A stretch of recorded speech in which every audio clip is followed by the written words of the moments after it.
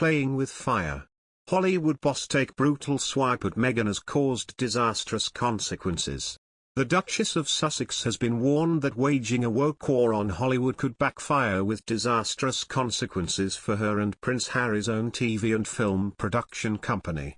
A senior source spoke out after Meghan used her Spotify podcast last week to condemn toxic Asian stereotypes.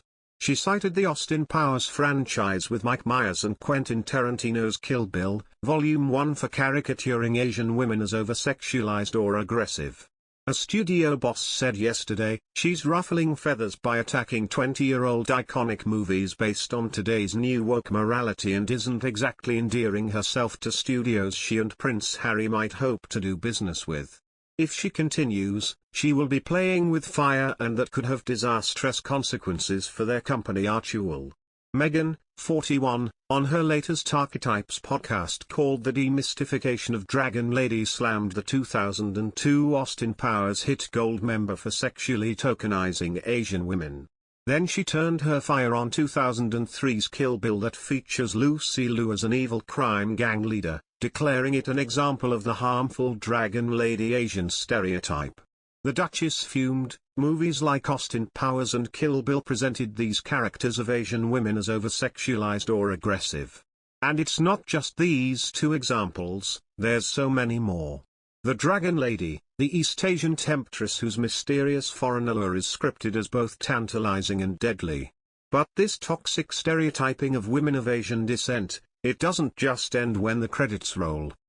Lucy has defended her Kill Bill role, saying her character was one of 4 professional female killers of different ethnicities, adding, "I could have been wearing a tuxedo and a blonde wig and would still have been labeled a Dragon Lady."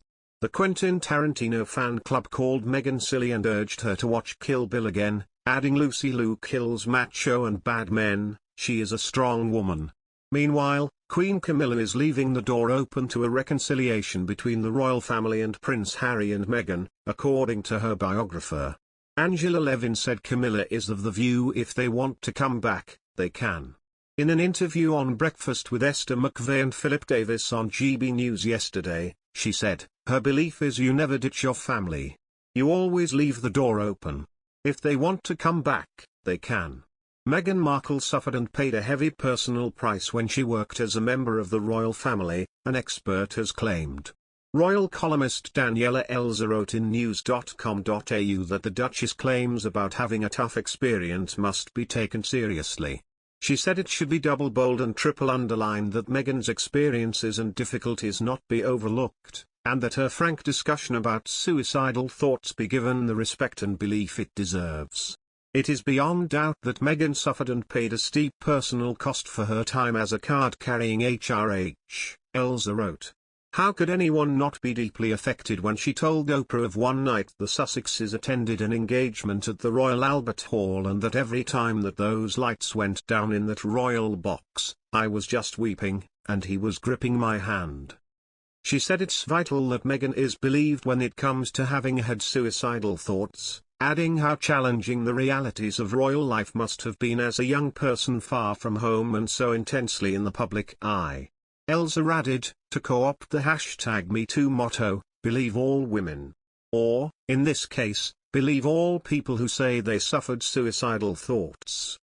Thinking about Meghan's experience, it must have been an incredibly dark and scary place for the mother-to-be to find herself, thousands of kilometers away from her mother and her friends. In the column, Elsa discussed one of Meghan's coping strategies, acquainting herself with a former friend of the late Princess Diana. The former